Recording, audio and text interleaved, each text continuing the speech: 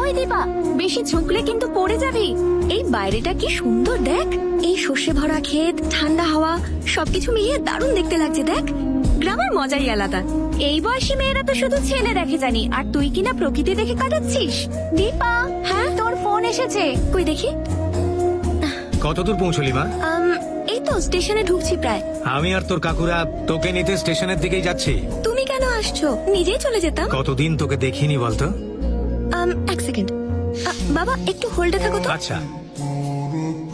Hello মামা। Train টাইমে ঢুকছে তো? একদম ঠিক টাইমে। তোকে নিতে আমরা স্টেশনে চলে এসেছি। তুমিও এসেছো? তোর বাবাও আসছে। না না না, কই না তো। একটা কথা শোন, ওই ভূপেন্দ্র তোকে নিজের সঙ্গে নিয়ে যাওয়ার জন্য ঠিক আসবে, কিন্তু তুই ওর সঙ্গে যাবি না, আমার সঙ্গে বাড়ি যাবি। হ্যাঁ হ্যাঁ ঠিক আছে, আমি নেমে কথা বলছি। হ্যাঁ বাবা বলো। কি হয়েছে? কার ফোন? নিশ্চয়ই তোর মামা ফোন করেছিল।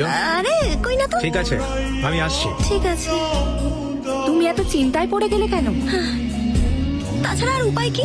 একদিকে আমার বাবা, অন্যদিকে আমার মামা, এদের দুজনের মাঝে আমি পিষে যাচ্ছি।